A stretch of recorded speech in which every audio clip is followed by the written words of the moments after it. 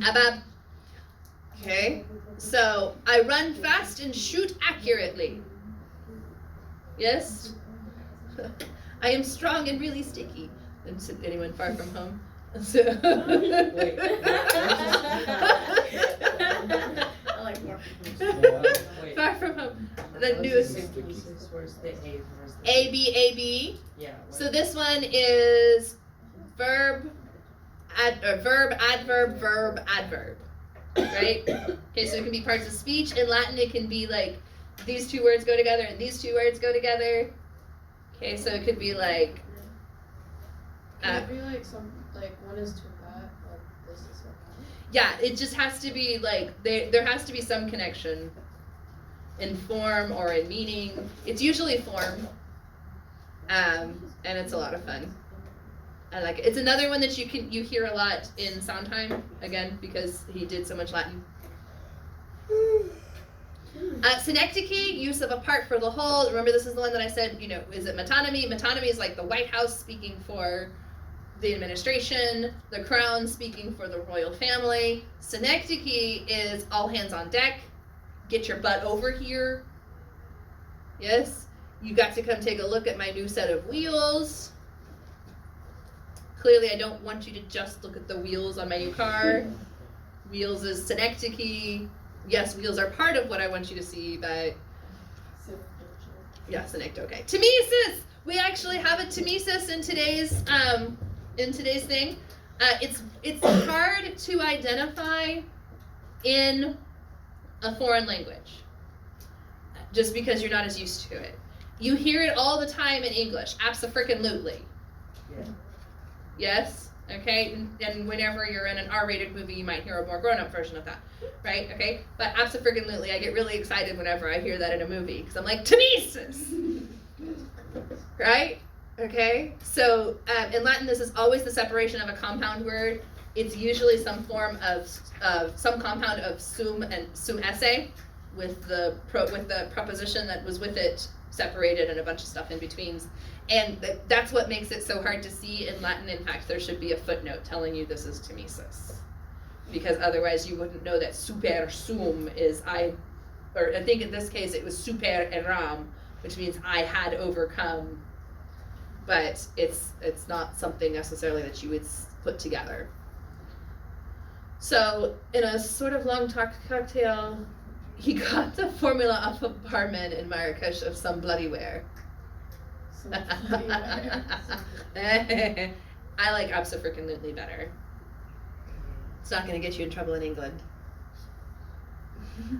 Transferred epithet, application of an adjective to one noun when it properly applies to another. Angry crowns of kings. Like, right, are the crowns angry or are the kings angry?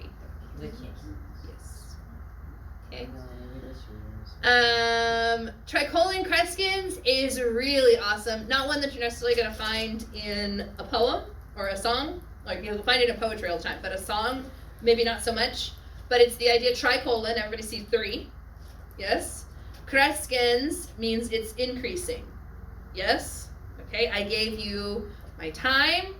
I gave you my, and you keep going and you get more and more serious as you go. Cicero uses this all the time, okay? And it's like, he starts out with like 2 words and then 5 words, and then the last part of the tricolon crescens is like 30 words. And you're like, calm down, Cicero. My tears, my sweat, and my blood in this cake.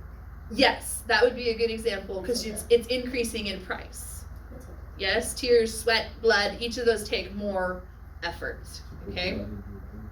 We cannot dedicate, we cannot consecrate, we cannot hallow. She's like, I put my tears, my sweat, or she put her tears.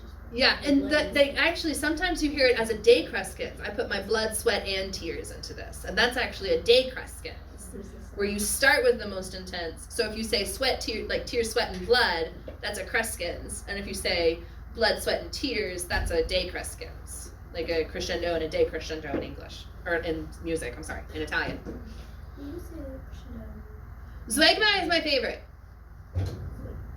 And some people pronounce it Zeugma, whatever. Like, whatever makes your teacher happy. Zeugma makes me happy.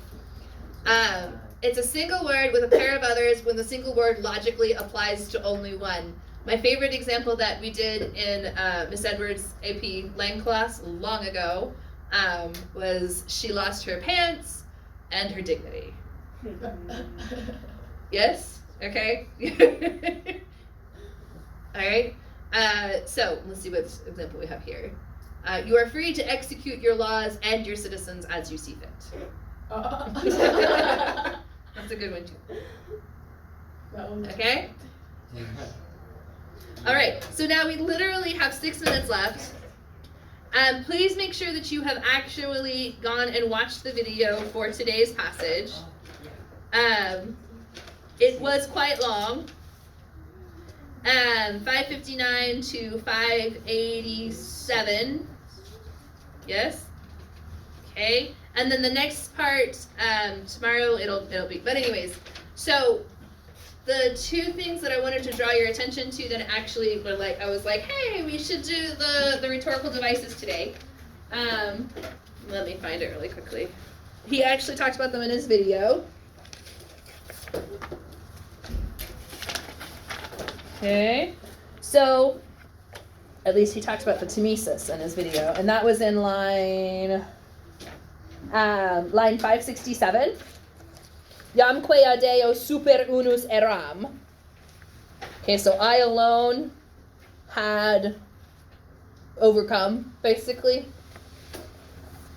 Yes? Okay, so in line 567. And then I started to get this copied and pasted over here, and then I stopped. I'm just going to do it really, really quickly. I'm not going to format it or anything. I'm just going to plop it in there.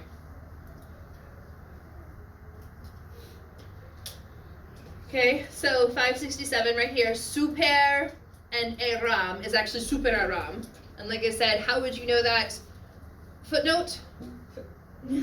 Okay, that's why whenever you guys are doing your translations, if you don't have your copy of Far to take home, it's a really good thing to have, but we're only in Caesar for today, or not Caesar, we're only in Virgil for today and tomorrow. So if you just want to grab a copy of Far and then make sure you bring it back after you're done if you don't have the number recorded. Or if you don't want to have to keep track of it, you can bring it back and put it on the shelf.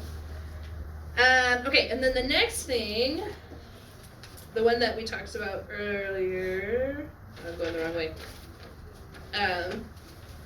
In line, where'd he go? In line 579, you have conjugiumque domumque patris natosque videbit.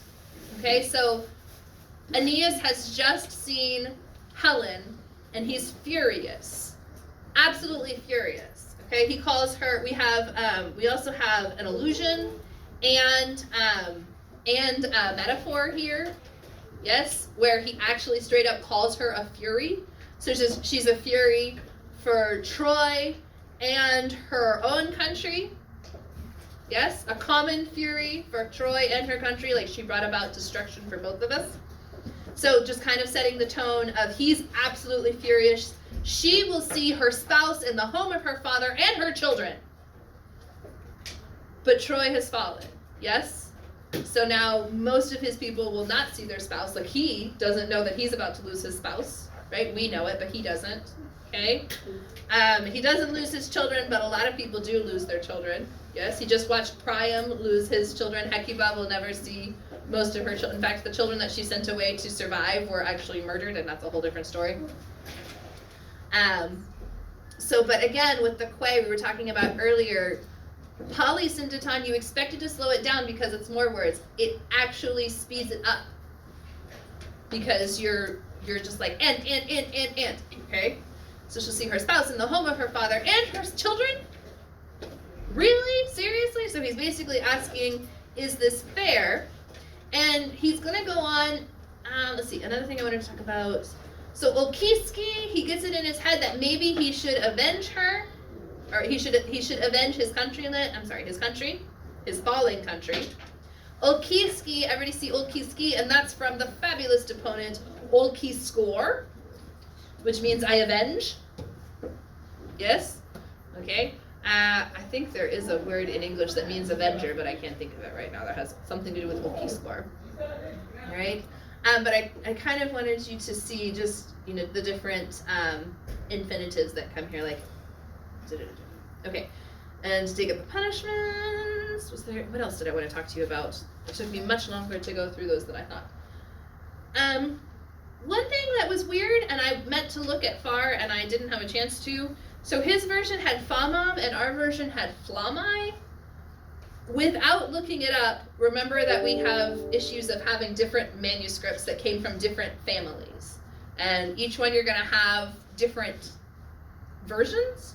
And so, like, there are people who are way, not necessarily above my pay grade, they probably get paid about the same amount I do, but they have a higher degree than I do in Latin studies, okay? And one of their things is they track through the different manuscripts to figure out what manuscript came from where. So that would be an example of a manuscript difference, if that's what's happening here. It would be my first guess without looking it up. But whenever we're trying to decide which one is more likely to have been the original, we have a rule called Lectio Difficilior, which is basically just saying the one that is more difficult in the reading is the most likely correct one. Okay? All right. Have a wonderful day, and we'll get that assignment to you guys very quickly. Like I said, if you didn't watch today's video, make sure you do. Okay. Bye. Bye. Earlier when you said like there's different onomatopoeias for different languages and stuff, one that came to mind was that how you say croak for frogs. Uh-huh. Then in